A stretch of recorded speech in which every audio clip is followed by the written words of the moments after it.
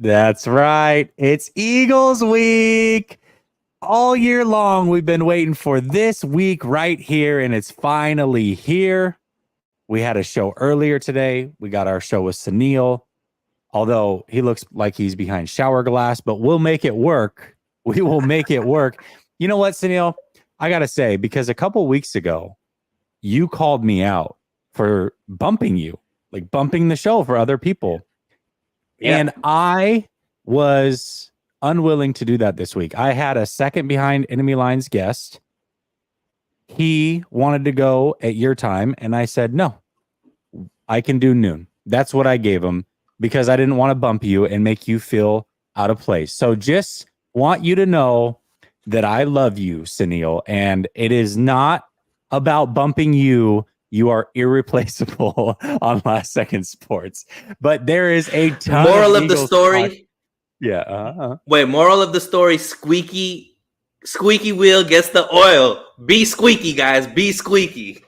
All right. I think it's squeaky wheel gets the grease, but you tried. It was a good effort. All right, listen. We got a lot of Eagles talk coming up, and we're going to do it all next.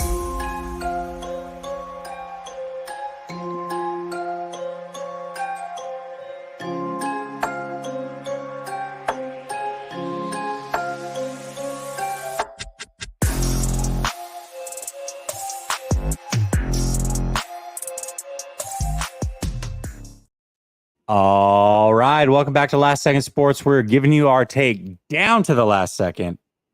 And it's Tuesday, which means I got my guy, So Real, Sunil, in the building. What's up, Sunil? Out here just living the dream. Feels nice going into this big game. 49ers this is the way we want the 49ers to be looking going into such a big game, right? So it's going to be fun. Lot to talk about. Ready to get into it, my man. Yeah, most certainly. Before we get into it, how was your Thanksgiving, man? Thanksgiving was good, man. Ate a lot of food. Got to spend some time with family. Definitely trying to work off those extra holiday pounds ASAP. But yeah, man, I missed you for the week. You were obviously out there doing your thing on the best coast, the West Coast. How was yours? It was fantastic. There was a lot of moving parts. Let me walk through the story. I won't tell people why I was in these places. There's some personal things, but I will tell you where I was at and how crazy this went. So from Friday night, I stayed at home in Florida. Saturday morning, I get up at 3 a.m. to fly to Portland, Oregon. Okay. I get into Portland, Oregon around 1 p.m. Stay the night in Portland, Oregon. Sunday, I get up around 4 a.m. again to fly to San Francisco to watch the game. I'm there all the rest of Sunday. Sunday night at 10:30 p.m., I fly to Vegas, stayed the night in Vegas, not for fun, for personal reasons, but stayed the night in Vegas. And then that night, I flew back to Portland. So in a 4-day time span, I spent significant time in 4 different states and slept in 3 different states. Kind of crazy. Wow. It was a lot of moving parts. Forget. And the 49ers cooked the Hawks on Thanksgiving Day, so that was another memory. They definitely did. No, hold on a second. Here's somebody that I haven't seen in a long time. Oh my gosh, Debbie. I have not seen you in so long on this channel. I appreciate you for tapping in. I still see you on Twitter all the time, but I haven't seen you in forever on here. It's good to see you. Appreciate your support as always. Let's get into it. 49ers, it came out today, are Super Bowl favorites. I got to admit, that was kind of shocking to me. I definitely, it's clear that they are one of the 4 teams that should be considered in this. But it was a little shocking to me to see that they were Super Bowl favorites at this very moment.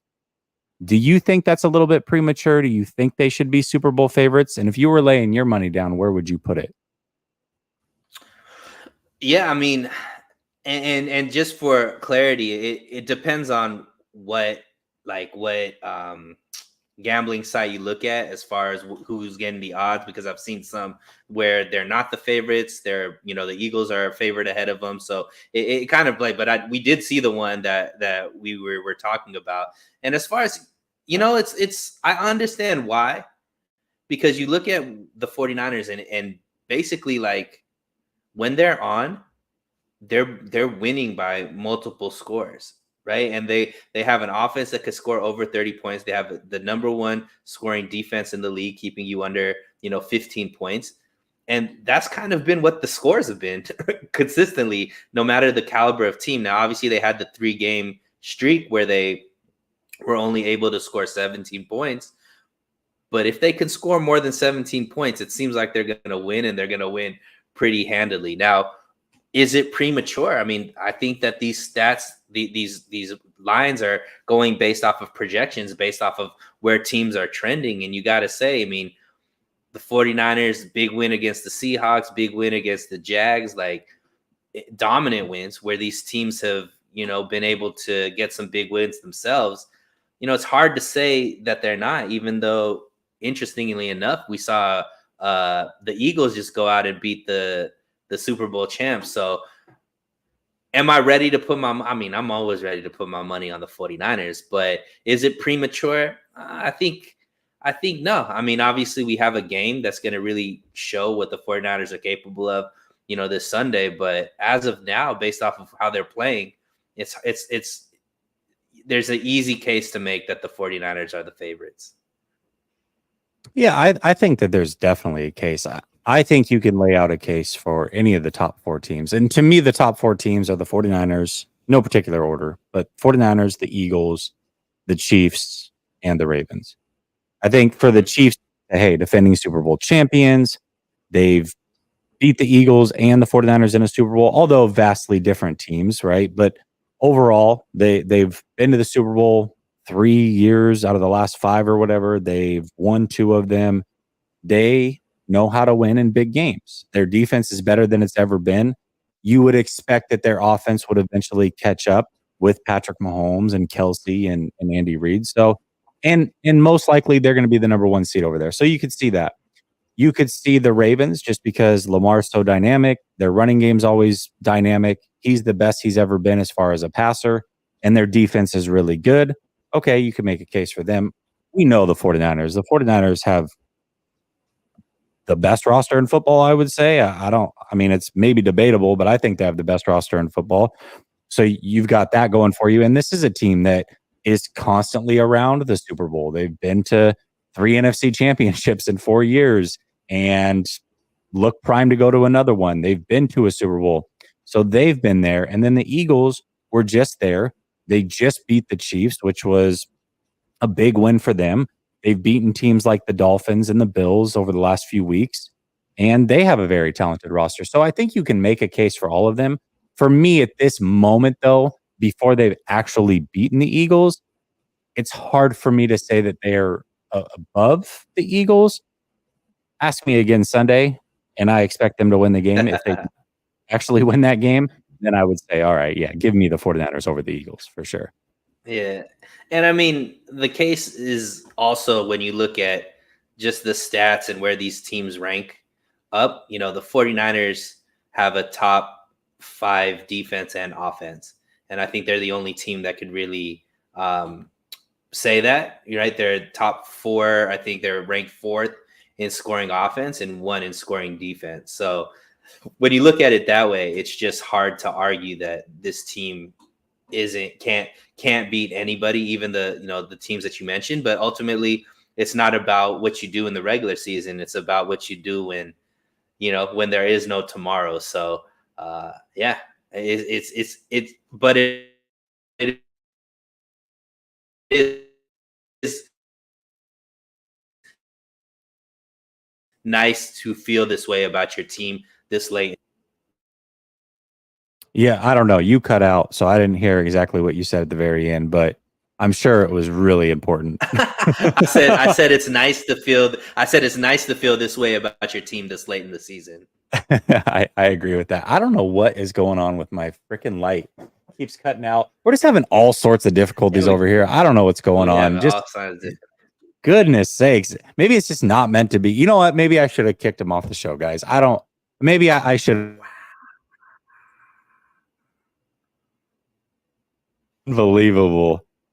Jeez. All right. My internet's tripping Let's for real. I don't know what's going on. yeah, it is tripping. It's definitely tripping. I think mine's tripping too at this point. Bro, I don't know what's going on. My light keeps going out, internet's tripping, whatever. We're gonna make it through this show. Gammon says, so real Sunil, thank you for carrying Jesse. It's hard work. Yeah, I'm 6'2", 230 pounds. Carrying me is not easy work by any means. So I agree. And he does it a lot. So yeah, I agree. I agree with that. All right. I started this comment. I think it's a good one. Nee says, why are we praising Hurts so much for lackluster bad starts and then stepping up at the end? Shouldn't we want to see him maybe just consistent. Be consistent for 4 quarters. Feels like the arsonist firefighter syndrome. I don't know. I think he's playing good. I don't think he's playing great by any means, but when you can come from behind and be the reason that you're coming from behind so many times, I think that's important. I also think when a player is on pace to get 45 total touchdowns in a season, you're having a good season. I posted something yesterday saying how clutch he was, or 2 days ago. And I got so many people that were mad that, oh my gosh, how can you praise a team other than the 49ers? And it's like, well, it's okay to say that another team is good or another player is good. It's not an indictment on your favorite team or an indictment on your favorite player. It just means that other team's good. You can recognize what it is. The Eagles are a good team. Jalen Hurts is a good quarterback. It's okay. It doesn't mean they're going to win the game. He's playing good football. He is. Yes, he's turned the ball over quite a few times, more than you would like, but he's also on pace for 45 total touchdowns. He's rushed. He averages a rushing touchdown a game on top of what he's throwing. So, yeah, he's a good player. He is. Yeah, and I think you can look at it the opposite way as well, right? What if Jalen Hurts was awesome for the first 3 quarters and then crashed out in the 4th quarter, right? What would you rather have in a quarterback? Somebody that, and I don't even think you could really say Jalen Hurts is struggling in the first 3 quarters, but not as good as he was necessarily last season. But when push comes to shove, he's making some amazing plays when it matters against really good teams in really important moments. To me, you're looking for that clutch gene. And I think one thing about Hurts is he brings so much off the field as far as leadership. I was watching First Things First, and I think Nick Wright was talking about how they did some kind of like heart monitor on Jalen Hurts in a game. And when he's out there playing, his heart rate is actually lower than when he's on the bench watching the defense play, because when he can't control the outcome, he's more nervous than when he has the ball in his hands. And that's like really insane when you think about it, that he's more calm under pressure than he is when he doesn't have an opportunity to be in control. So I think that's the type of makeup you want in a quarterback. And he's shown, like, the Eagles have been legit ever since he's been the full-time starter there. Yeah, I mean, I think their record over the last 2 seasons when he's starting is 26-3. I don't, and wins are not a quarterback stat. I fully understand that. But when you look at the breakdown of that team, it is a very talented team. A.J. Brown has made a major impact on him. But when you look at that team being in first place for a majority of last year and then doing it again this year, that at some point that's not a fluke. And he is a big reason when they have situations that are gotta have it scores, he's consistently delivering in those situations. He's done it for 4 weeks in a row. That is not a fluke. Regardless of what happened to get there, that's not a fluke. If Brock Purdy played really bad in the Cleveland game, but if they would have made that field goal, everybody would have been jumping to his praises. Hey, it doesn't matter how bad he played. He played well when it mattered most. Well, then we should be able to say the same thing about Jalen Hurts. Even if he's played bad, Sure. when it's mattered most, he's nutted up and he's gotten the job done. Keenan says 2 months already. What's up, fellas? 2 months already. That's pretty fast. Thank you for supporting, Keenan. I appreciate you. And Omar says, I'm a new member. Appreciate you, Omar. Appreciate you. All right. The stream is turning around. I feel good about it now. The second half of the stream is going to be much better. That's it. Just like Jalen Hurts. Yeah. Great Hey, we segue. don't start strong on Last Second Sports, but when the stream's on the line, we come through in the clutch. Gosh damn it. We All deliver. right. We deliver. We deliver. The secondary. Let's talk about the secondary. There's a lot of moving parts in the secondary. Over the last couple weeks since we've talked last, Ambry Thomas has basically become a full-time starter. They've lost Talanoa Hufanga for the year. They have decided in the last week, maybe that's a 1 week thing, but Kyle Shanahan right before the game, essentially said, hey, this is what we're going to do.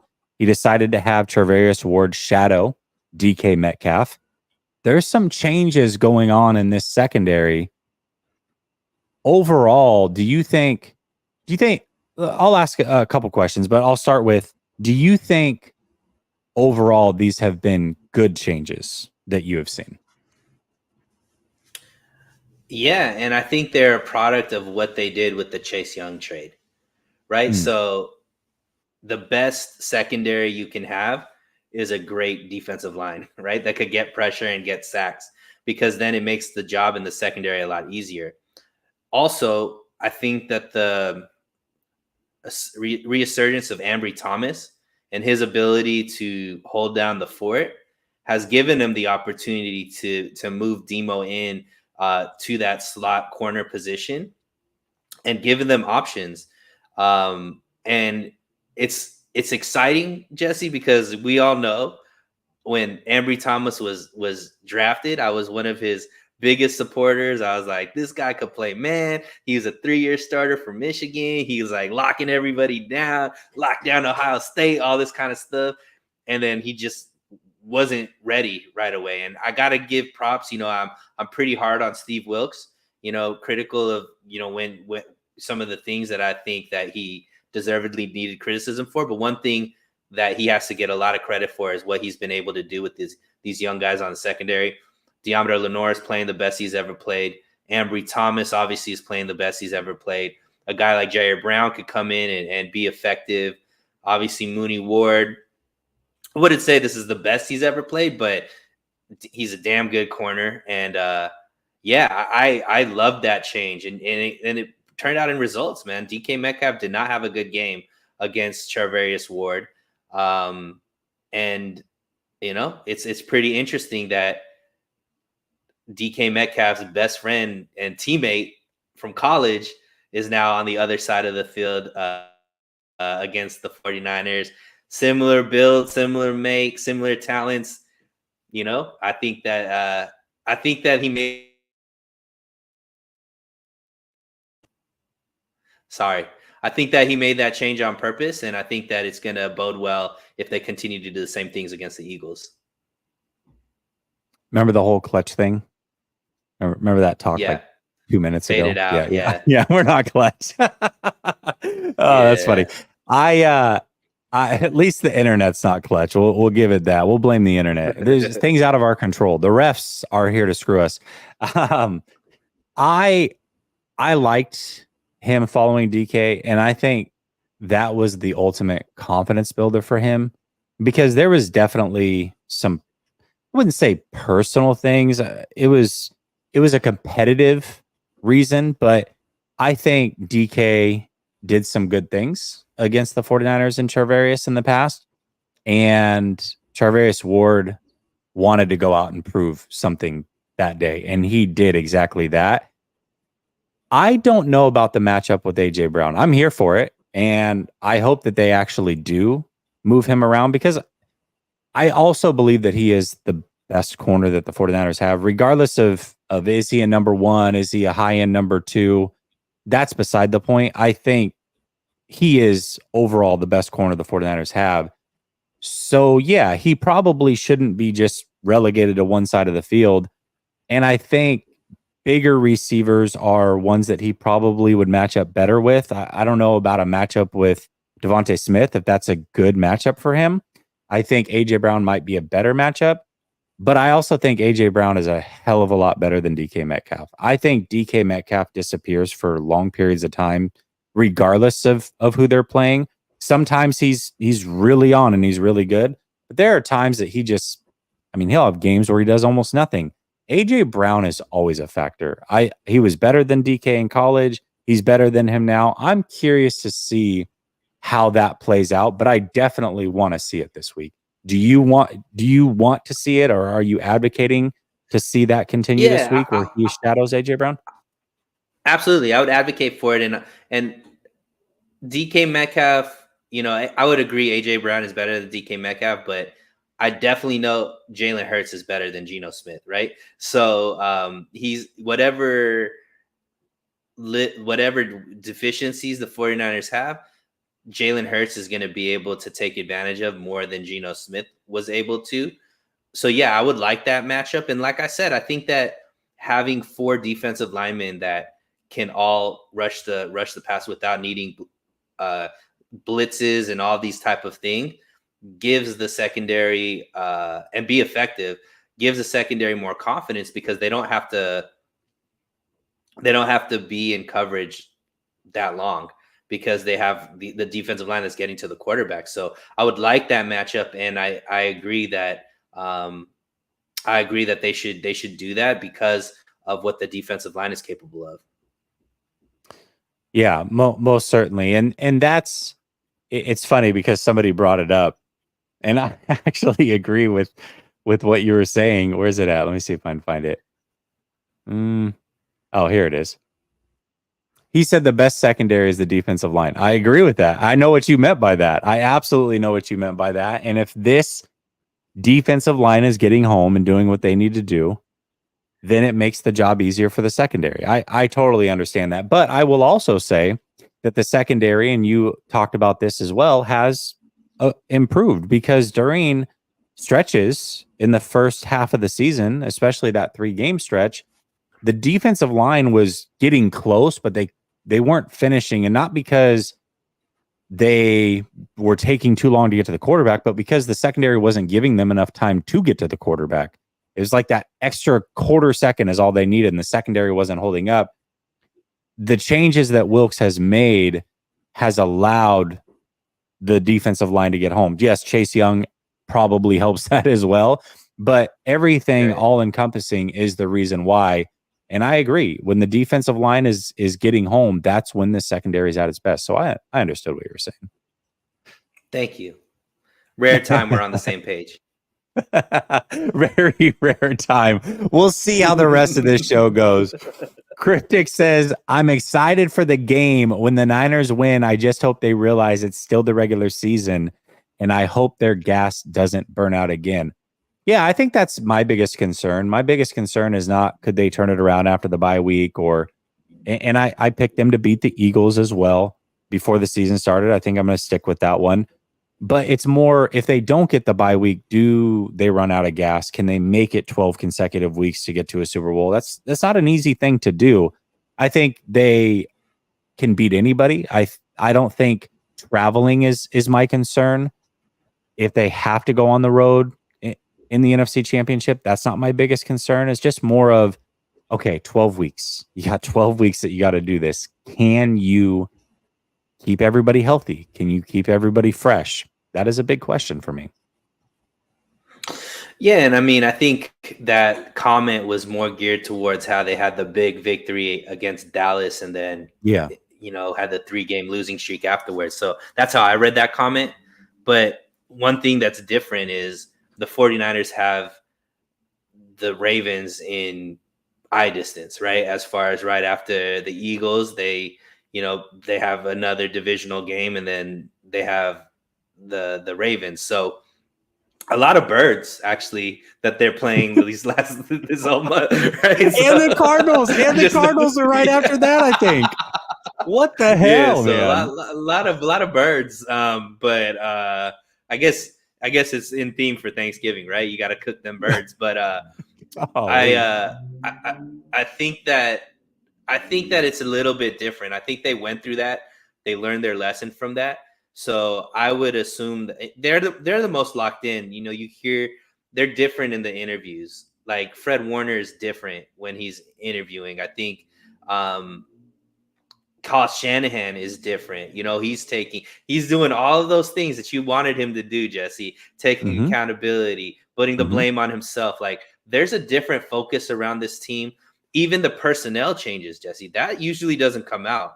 You usually don't see Kyle Shanahan really get involved with personnel decisions on the defensive side and moving a coordinator. I mean, he never had to move a coordinator, but you know that significant of a change, taking them out of their comfort zone, moving them on the sidelines, and those changes have amounted to a lot of success. So I think that this team is a lot more focused than they need to. It kind of, if there was going to be a downtime, it seemed like that was the perfect time to for them to have a 3-game losing streak and figure it out after the bye. And usually they play extremely well after the bye. And I guess injuries would be the biggest thing. I don't think focus and mentality is going to be an issue though.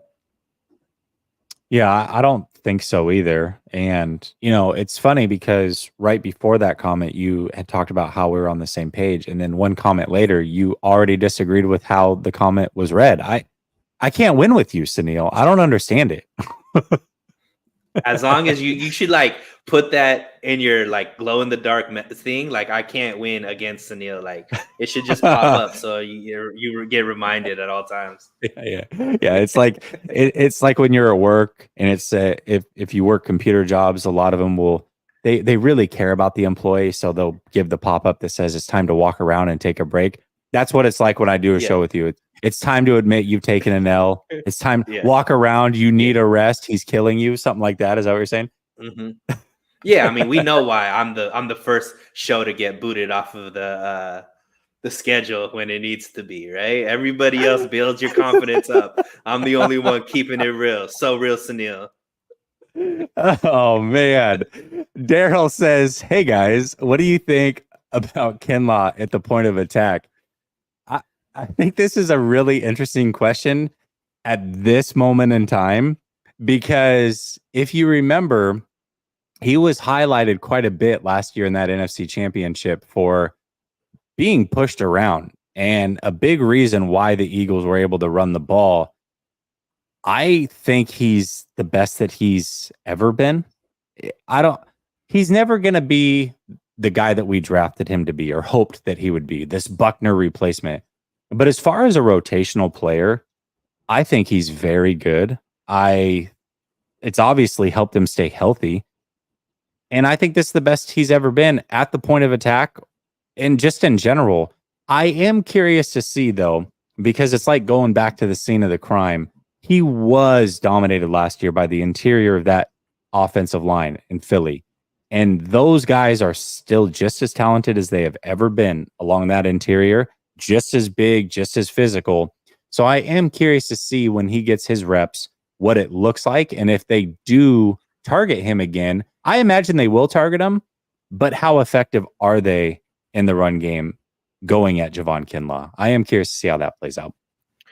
Yeah, and I mean, obviously Javon Hargrave, I think, is going to be able to give Javon Hargrave is going to be able to give some insight as far as maybe some tips to Kinlaw. And I don't think it's a coincidence that Kinlaw is playing better when he's behind a guy like Javon Hargrave, who's had a lot of success in this league.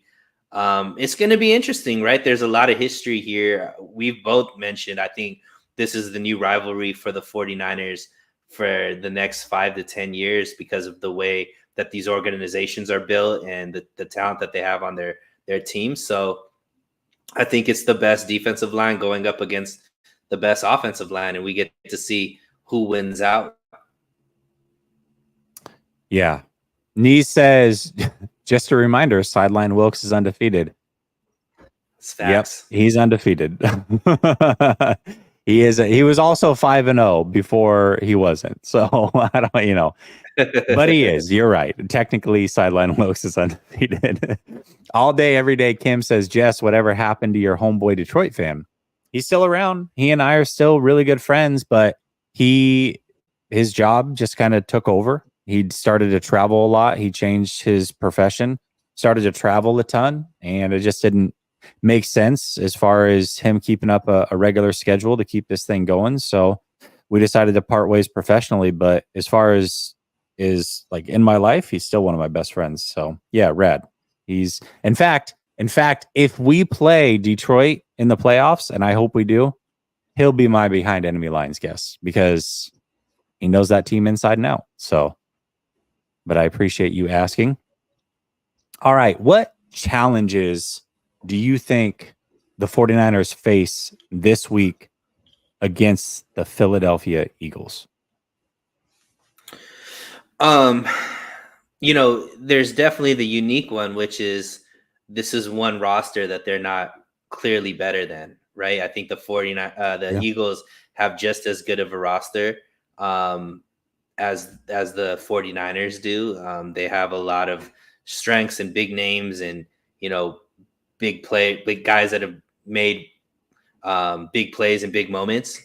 They also have the mental edge against the 49ers as far as having that victory in the NFC Championship game. I think obviously a lot of the team might not hold to that because they feel like they played 10 on 11 and that's the reason why they lost, which is good. But I think the biggest thing is they're not going to out talent this team, right? Because they have just as much talent and a mobile quarterback. Those are the two things that I think are going to play potentially a big role in this game. We've seen the 49ers have had trouble with it. Mobile quarterbacks have been the Achilles heel. And watching that game against Kansas City, Jalen Hurts was eating them up when it came to his ability to, evade pressure and just use his legs to get that. And I was just like, I tweeted right away, the 49ers have to spy Jalen Hurts at all times. And it's not what the 49ers are usually doing, but I think it's going to be really important that the defensive line obviously stays true to their lanes, but I wouldn't mind putting a guy like Dre Greenlaw and just spy him. Dre Greenlaw has that closing speed. And I think if you keep Hurts in the pocket with this defensive line, I think that it could be enough, but I think those are the two biggest challenges that the Eagles bring the 49ers. Yeah, it's interesting because you brought up unique challenges, and I know that was kind of the original question, so I'm going to bring up a unique one. The 49ers, whether they're at home, obviously, they're going to have the advantage, but even on the road, they travel so well. 49er fans always travel well. This is one of the rare instances and rare teams that actually hold that 49ers fan base in check. It looks to be, and last year was only about 20% 49er fans for the NFC Championship. This week, it's about 28%. The 49ers are at worst on the road, 40, 45%. There are stadiums that they go to, and there are more Niner fans than the home team. Not just the Rams, it happened in Jacksonville. So the 49er fans travel really, really well. This is one of those rare instances where 3/4 of the fans are not going to be 49er fans, which means it's going to be a true road environment. And I think that is a unique situation for this team because ever since Shanahan's been here and when they've been good, this fan base travels extremely well. And 28% in Philly is nothing to scoff at. That is a very, very good turnout, but it's Philly. It's very hard to pack that stadium with your fans. So the projection right now is around 28%, and I think that'll be a unique situation for them. I agree with you with the mobile quarterback situation, and not just the mobile quarterback.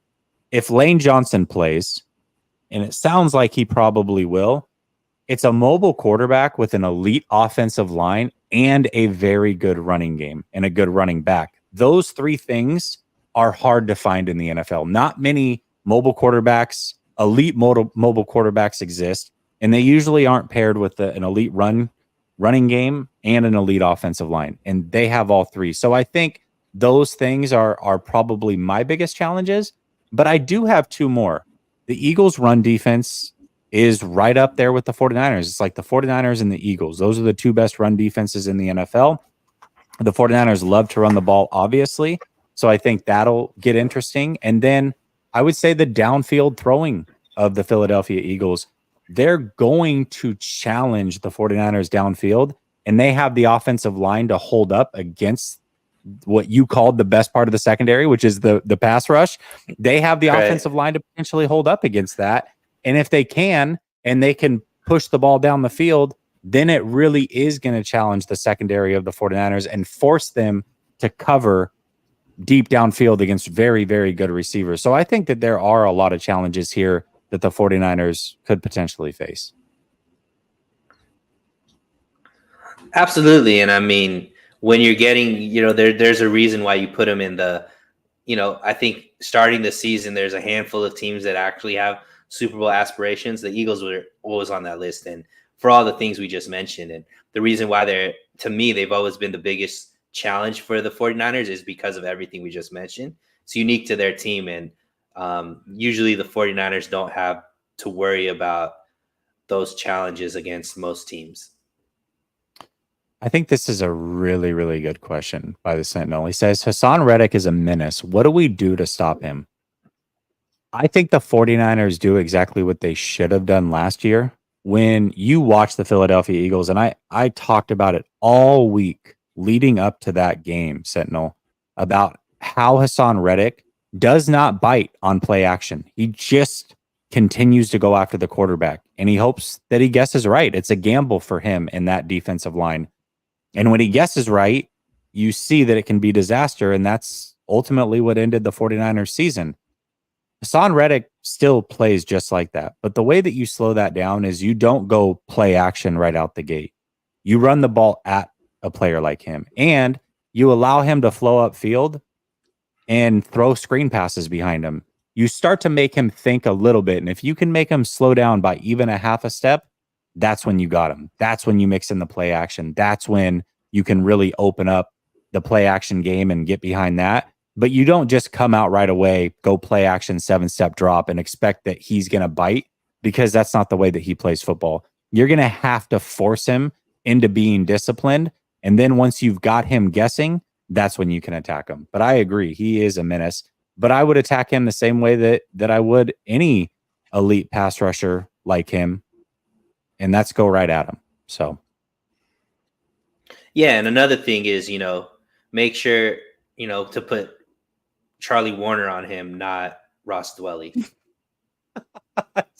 How about you just don't put a tight end on him? How about you double team him? How about you chip him with a tight end and then allow your right tackle to help, and then also keep a running back by there just in case. Do all of the things that you can do. Yeah, I love this comment by Knees.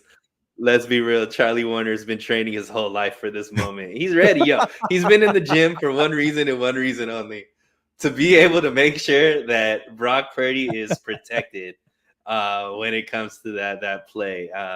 No, I mean, I think it's gonna be interesting to see what they do. Another interesting thing is, what is the offensive line gonna be? Burford's back in practice. Are they gonna pull Feliciano out? Are they gonna put Burford in?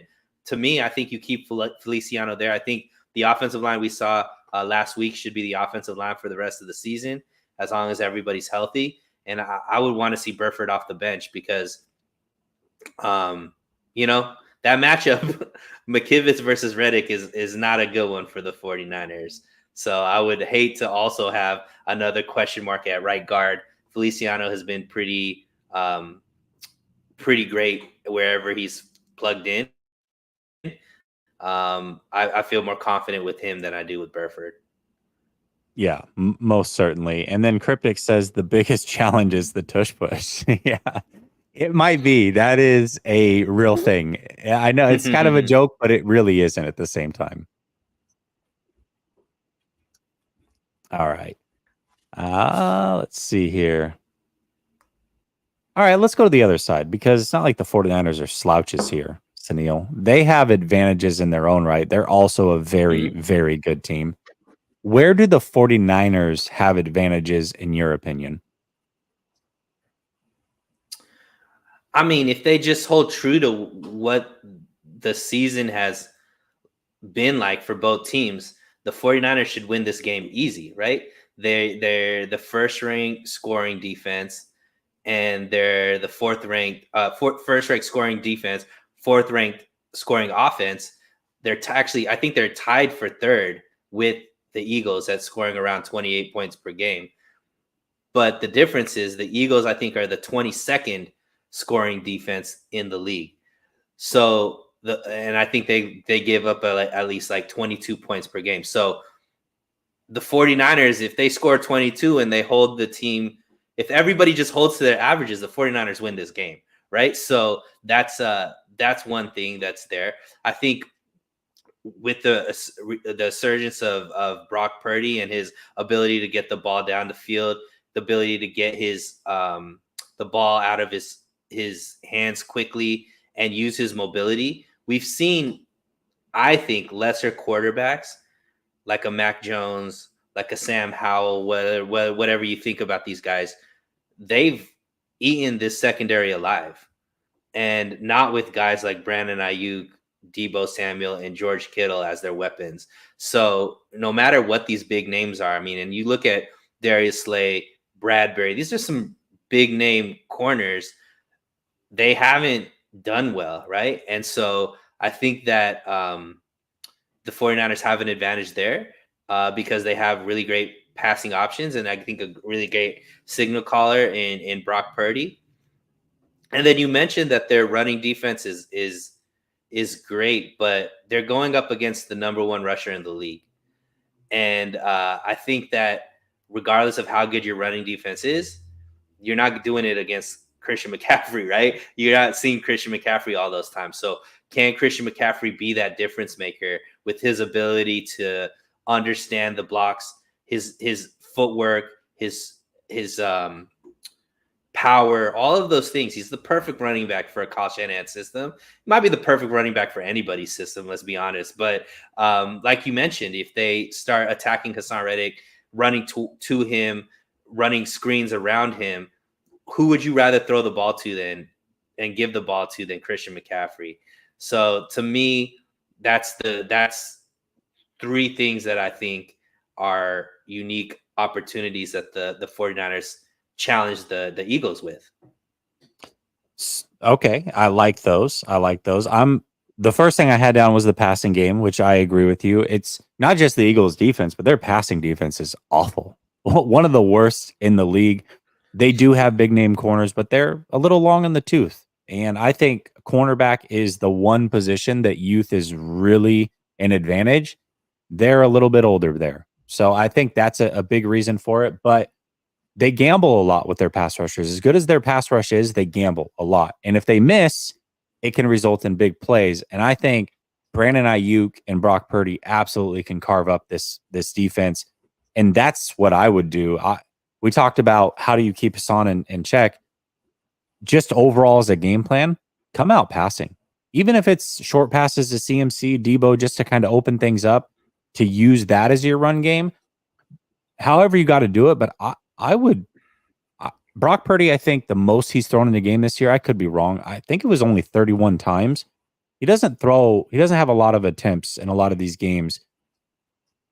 I think he realistically should throw 35 plus times this game. I think that would be a path to victory. I think that he, Ayuk, and the rest of this cast of characters really can make it hard on Philadelphia and make them once again play from behind and maybe even, I'm not saying this is going to happen, but I could see a scenario where if the 49ers are hitting on all cylinders through that passing game, they might be able to pull away from the Eagles as good as they are. So I think that is certainly one of them.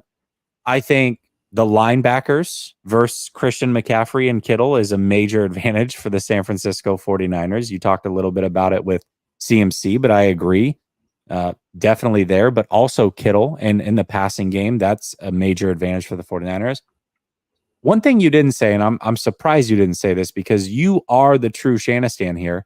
I think the 49ers have a coaching advantage, not just at the head coach spot, but across the whole staff. Let's not forget that the Eagles lost their offensive and defensive coordinator Sure, they've done great this year. Yes, as they've gone on, the season has gotten better and they've gotten more continuity. But those guys are not as seasoned as the 49ers staff is. The 49ers staff is riddled with guys who are potential head coaches or ex-head coaches or what have you, interim head coaches. The 49ers coaching staff is just simply better than the Eagles, in my opinion. So those are the three big ones. And then I'll throw out just two random things. The 49ers are the healthier team right now, and they're the more rested team right now. And those things, when you're going into a game that you expect to be very, very physical, those things matter, in my opinion. So those 5 reasons, I think, are why the 49ers have some advantages in this game. Yeah, man. I'm always playing 4D chess with you. Let you go out there and say Kyle Shanahan is the strength, right? If it comes from me, I'm gonna get all the hate. I mean, we haven't seen Brother Bob yet, but I'm sure he's pulling out his wallet to be able to, say some stuff. But Brother Bob, just understand, your boy Jesse over there, he's the one that said Kyle Shanahan is the strength. He's the one who said Kyle Shanahan is the strength. See what I do, man? Inception. It's funny because as I was making that comment, he goes, "Look who the hell it is! It's the Shanna Stan himself in nails." Nice, missed you, Brother Bob. Missed you, right on time. Brother Bob. See what happens. You actually scared Jesse away from his real true takes about Kyle Shanahan. Yeah. You usually come hard, pause early when it comes to at my throat with being the Shanna Stan. You eased it up this time, and before you got your message out there, he's over here praising Kyle Shanahan. So just want you to know, Brother Bob, this is really all on you. So good. That was funny, man. It's like you say his name 3 times and he appears. You talk in the mirror and there he is. Yeah, he's Candyman. That was actually really, really funny. All right. There's the reason I'm asking this question here is because I was asked a little bit of a different question by a friend today. And he asked me, he said, what have we learned from the 49ers over these last 3 weeks? And I told him nothing. And he said, oh, how can you say that? And he asked me to explain. And when I went through the whole reason as to what I meant, he understood where I was coming from.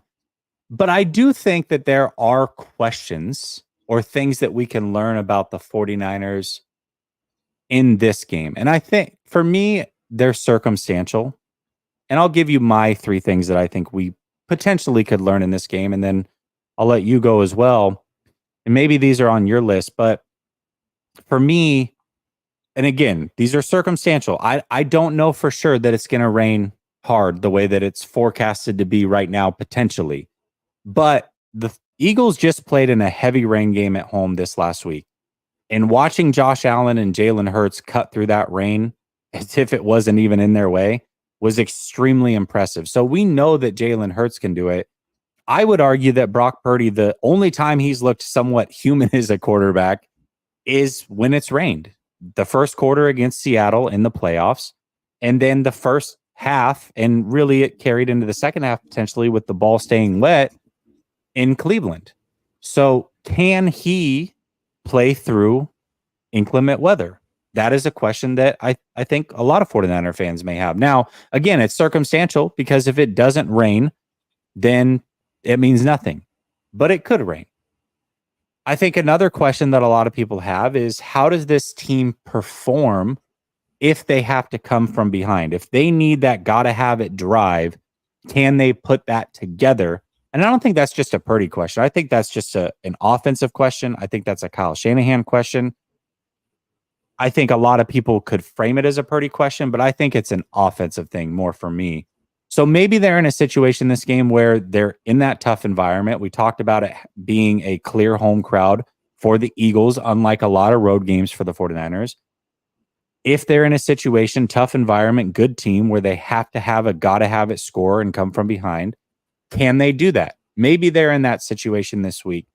And then I would say the last thing is, and I talked about it a little bit earlier in the challenges and advantages for the Eagles, or potential advantages.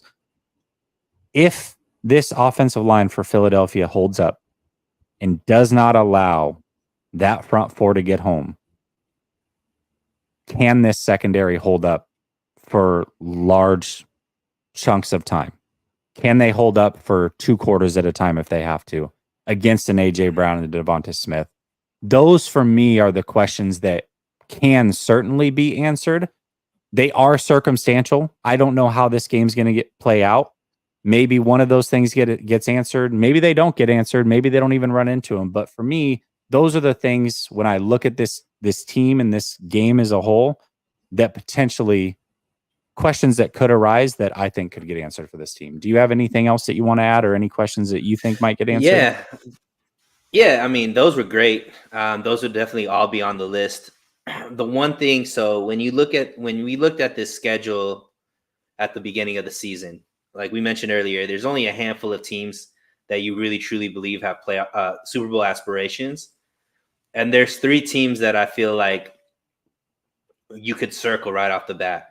One was Cincinnati, one was the Eagles, and one was the Ravens. They had 3 games against teams that you can really have true Super Bowl aspirations. I don't put the Cowboys on that. If you're Cowboys fans, whatever, don't at me.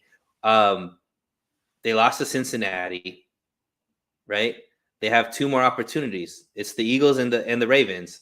And I don't think you go 0-3 against those teams, Jesse, and have the confidence that that you could win a Super Bowl, right? We got to see what they do as far as their ability to raise to the level of their competition, and see what they're capable of. I think even Vegas says they're 3-point favorites as an away team into the Eagles that have the better record, have the most recent success against the team, just beat the Super Bowl champs, and the money that's coming in believes that the 49ers are going to win this by a field goal. And when you look at how Vegas lines work, usually you're a +3 at home. So this is really saying that the 49ers are plus. This would be a +6 if they were home against the Eagles. So it's not like they're the underdogs. People are expecting this team to go out there and get a victory. Are they going to be able to execute and be able to do that? Because I agree with you, Jesse. This isn't a healthy Eagles versus a healthy 49ers. This is a healthy 49ers against a banged up Eagles. Even though they have the better record, they're still figuring out a lot of things on their side, where I don't think the 49ers are really trying to figure out as much. So it's going to be important that they come out here and show what they're capable of. I think this game means more to the 49ers than it does to the Eagles. Are they going to be able to win that type of game? Yeah, I think that's a great question, and one that that question for sure is going to be answered, right? Your question of can they win that game or can they avoid going 0-3 against those teams? And I love that because it's a little bit less circumstantial than mine. I mean, mine certainly rely on certain scenarios happening, although they could be very likely against a team like Philly and in a open dome, I guess, like the Link. So I think that those things could happen, but yours is very, hey, cut and dry. This is what it is. But I do have to call you out on something, Sunil. And I'm going to bring it back to a couple weeks ago. Let's do it. Okay, yeah, I was ready for it. I was ready for it. You think because I said, "Oh, can you still believe in the 49ers if they lose to these type of teams?" Yes. I'm talking about the way they lose, right? So if it's a missed field goal by Jake Moody, or if it's a close victory or a close, last second something happens type of thing. But I do think that what I mean more by just wins and losses, because I think even if the 49ers play terrible and somehow win, I don't know if you have as much confidence either, right? I think it's like the way they look, and maybe I said I should have said the way they look against these 3 teams, I think is most important. I said if they go 0-3, I don't expect them to go 0-3, but for me, the way they look against the Bengals, the way they look against the Eagles, the way they look against the Ravens are important games. And unfortunately, they didn't have the best game against the Bengals, even though I think the score isn't a great depiction of how close that game actually was. But we got to see that they're able to compete with these other two teams.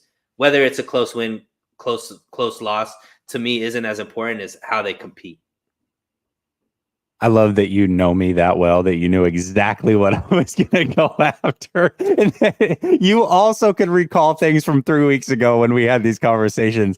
This is it right here. We hold each other accountable for our takes, most certainly, and we do not agree. That is not why I said it. I was like, oh, snap. I was like, as I said it, I was like, oh, man, I hope he doesn't remember. Oh man, that's funny. Brother Bob says, please don't mention Nails in the second team, Cincy. No Super Bowl now. Yeah, he's still on me because I picked Cincy to win the Super Bowl this year. But you got an out. If the starting quarterback goes down, you got an out. They were playing really good. They started to play really good Willie football. Beeman. Unless you got Willie Beeman on your team, aka Brock Purdy. They did. They started playing really good football. They were starting to look like a good team, but ultimately, yes, the answer is, regardless of why, they are not going to win the Super Bowl. So I was wrong on picking Cincinnati to win the Super Bowl. We'll see. We'll see, though. There's some interesting things going on over in the AFC.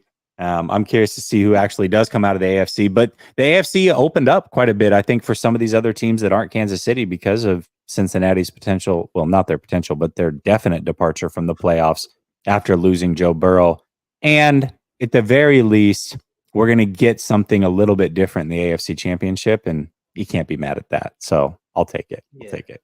And your boy Josh Allen isn't playing like MVP either. So hold on a second. Josh Allen had himself a freaking day on Sunday. He is not the reason that they lost that game. Let's be clear about that. That dude in the rain. That's not what I said. I said he's not playing like an MVP. He's the reason why that team is in every game. Who did you pick to win the MVP? He's like a who did I pick like at the beginning of the season? I think Jalen Hurts. I'm gonna have to go back and find that. We probably did a show. I'm gonna have to go back and find it. I'm that petty. I don't. Did I pick Josh Allen? I probably did. I'm a Josh Allen stan, so I'm not gonna lie. I just know when it comes to you're a big Josh Allen stan. Like I am a Kyle Shanahan stan. You are a Josh Allen stan. You know what it is. It's and I'm not afraid to admit it. But when I say that a quarterback's going to be really good coming out of the draft, and then they show it, I'm like definitely loyal to that being true. And Josh Allen was one of those guys. Herbert was one of those guys. Stroud's my new like love craze because I had him pegged as like the next superstar quarterback. So, now you're going to hear me talk about CJ Stroud glowingly for the next 15 years that he's in the league. Yeah. Even when he's bad, hopefully he's good. Don't ruin him like you ruined Allen. I ruined Allen. Hopefully he doesn't go down the Josh Allen trajectory. Oh, man. I am curious to see what the Bills do this offseason, just from a football fan perspective. McDermott's definitely going to be gone.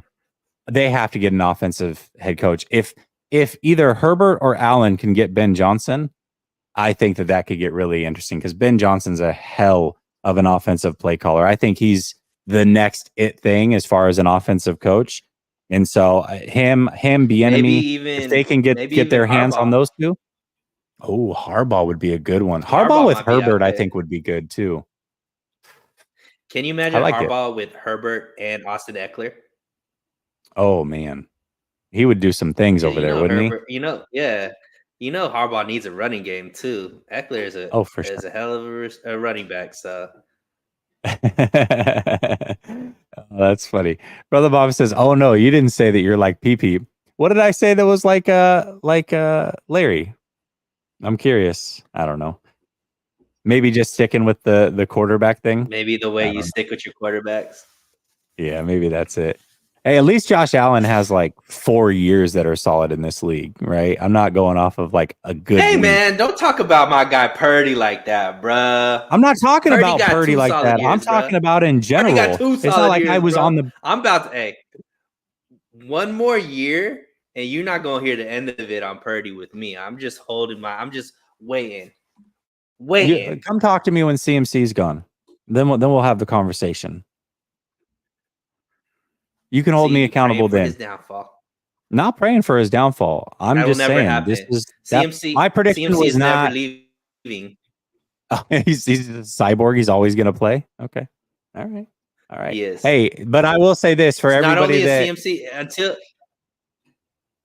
No, let me say this. Even if CMC leaves, it's only because Shanahan got the next reincarnation of CMC there.